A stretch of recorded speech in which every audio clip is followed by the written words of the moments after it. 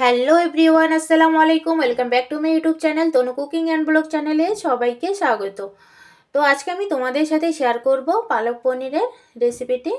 এই রেসিপিটি তোমাদের সাথে শেয়ার করছি, আশা করি তোমাদের খুব খুব ভালো লাগবে। রেসিপিটি খুব সুন্দর একটা রেসিপি। ঠান্ডার দিনে, এই ঠান্ডার মৌসুমে খুব সুন্দর লাগে এই পালক আর পনিরের সবজিটি খেতে।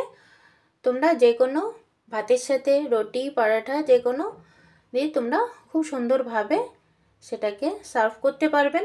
আশা করি তোমাদের খুব খুব ভালো লাগবে। তো আমি যেভাবে তোমাদেরকে দেখিয়ে দেব, ঠিক সেই প্রসেসে তোমরা যদি বানিয়ে নিতে পারো, খুব সুন্দর হবে এই রেসিপিটি। তো প্লিজ বন্ধুরা, একটা লাইক দিয়ে পুরো ভিডিওটি কন্টিনিউ করার চেষ্টা করবেন। আশা করি তোমাদের খুব ভালো লাগবে, আমার সাথে থাকবেন। তো দেখতে পাচ্ছেন এখানে কিন্তু আমি পালক নিয়েছি, এটা এখনও কেটে নিইনি, আপনাদেরকে দেখাচ্ছি। তো দেখতেই পাচ্ছেন কত সুন্দর, একদম তাজা তাজা, একদম হারা। তো নিয়ে নিয়েছি, এখন এটাকে পরিষ্কার করে একটু টুকরো টুকরো করে কেটে নেব, যেহেতু আমি এটাকে সেদ্ধ করে নেব। তো দেখতেই পাচ্ছেন আমি কিন্তু অলরেডি কেটে নিয়েছি। কেটে নিয়ে তারপরে ধুয়েও নিয়েছি পরিষ্কার করে, একটা কড়াইয়ের মধ্যে কিন্তু বসিয়ে দিয়েছি, কারণ এটাকে আমি সেদ্ধ করে নেব। সেদ্ধ করে নিয়ে তারপরে এটাকে পেস্ট বানিয়ে নেব। তো আপনারা দেখতে পারবেন আমি কী রকম করে বানাচ্ছি। তো এখানে দেখতে পাচ্ছেন আমি পেঁয়াজ, কাঁচা লঙ্কা, আদা, রসুন নিয়েছি, এটাকেও পেস্ট করব। তো একটা মিক্সার জারের মধ্যে দিয়ে দিচ্ছি, সবগুলো দিয়ে এখানে জিরেটা দিয়ে, গোটা জিরেটা দিয়ে একটা আমি পেস্ট করে নেব। তো দেখতেই থাকেন বন্ধুরা। আর এখানে একটা টমেটো নিয়েছি, টমেটোর এটাও আমি পেস্ট করে নেব। তো দেখতে পাচ্ছেন শাকটা কিন্তু, পালক শাকটা কিন্তু খুব সুন্দরভাবে গলে গেছে। তো এদিকে একটা কড়াই বসিয়ে দিয়েছি, কড়াইয়ের মধ্যে তেলও দিয়েছি। এখন সামান্য পরিমাণ লবণ আর হলুদ দিয়ে আমি কিন্তু পনিরটাকে একটু ফ্রাই করে নেব। তো দেখতে পাচ্ছেন আমি কিন্তু পনিরটা দিয়ে খুব সুন্দরভাবে ফ্রাই করে নিচ্ছি, বেশি ফ্রাই করব না।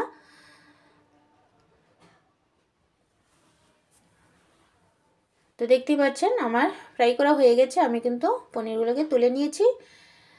ওই তেলের মধ্যে দিয়ে দিলাম জিরে, গোটাল জিরেটা দিয়েছি। গোটাল জিরের থেকে একটা খুব সুন্দর ফ্লেভার চলে আসবে।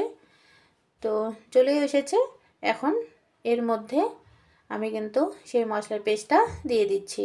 এখানে যা যা ছিল আমি তো আগেই দেখিয়ে দিয়েছি। দেওয়ার পরে তেলের সাথে এভাবে আমি কিন্তু সুন্দরভাবে মিক্স করে নিচ্ছি। তো দেখতেই পাচ্ছেন একটু শুকনো শুকনো হয়ে গেছে। এর মধ্যে আমি গুঁড়ো মশলাগুলো অ্যাড করব, স্বাদমতো লবণ, হলুদ, ধনে গুঁড়ো আর লঙ্কা গুঁড়ো সবগুলো দিয়ে আবারও ভালোভাবে নেড়েচেড়ে নিচ্ছি।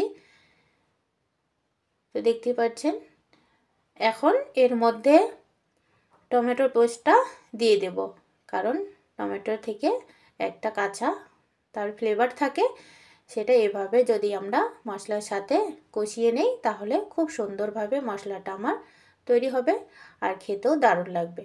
মশলা আর টমেটোর যে কাঁচা গন্ধটা থাকে সেটা আর থাকবে না। তো দেখতে পাচ্ছেন খুব সুন্দরভাবে কিন্তু আমি মিক্স করে নিলাম আর কষিয়েও নিলাম। তো কাঁচা গন্ধটা চলে গেছে, এখন কিন্তু আমি এখানে গরম জল দিয়ে দিচ্ছি।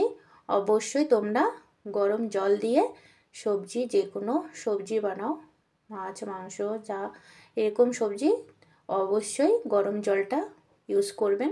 তো আমি গরম জল দিয়ে কিন্তু ঢেকে রান্না করে নিয়েছি 2 থেকে 3 মিনিট। তারপরে দেখতে পাচ্ছেন মশলার টেক্সচারটা কত সুন্দর হয়েছে। এখন এর মধ্যে সেই পালকের পেস্টটা আমি কিন্তু দিয়ে দিলাম, দিয়ে খুব সুন্দরভাবে কিন্তু এভাবে মিশিয়ে নিচ্ছি। তো দেখতে পাচ্ছেন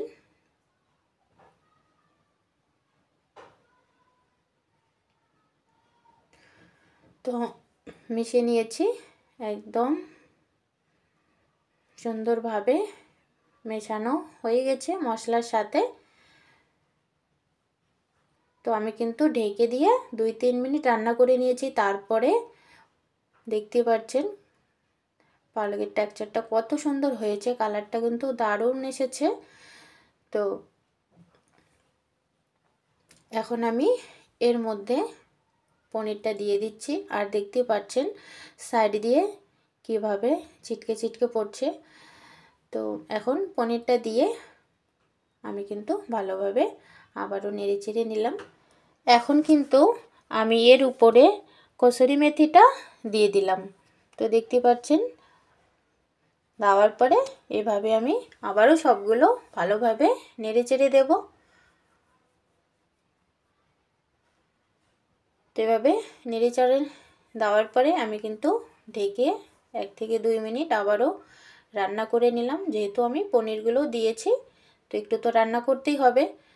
তো 2 থেকে 3 মিনিট আমি রান্না করে নিয়ে তো দেখতে পাচ্ছেন খুব সুন্দর হয়েছে রেসিপিটি, মাশাআল্লাহ। কালারটাও কিন্তু খুব সুন্দর এসেছে। তো বানানো হয়ে গেছে। এখন কিন্তু এর উপরে আমি ঘি দিয়ে দিলাম, 2 চামচের মতো ঘি দিয়েছি। তো আপনারা চাইলে এখানে কিন্তু আপনারা চোখ লাগিয়ে নিতে পারো রসুন আর শুকনো লঙ্কা দিয়ে। তো আমি চোখটা লাগাইনি, চাইলে তোমরা চোখ লাগিয়ে নিতে পারো। তো দেখতে পাচ্ছেন আমার রেসিপিটি একদম বানানো কমপ্লিট হয়ে গেছে। আমি একটা বাটির মধ্যে তুলেও নিচ্ছি। তো আপনাদেরকে একটু দেখিয়ে দিচ্ছি। দেখতেই পাচ্ছেন, দেখেই বুঝতে পারছেন যে রেসিপিটি কত সুন্দর হয়েছে।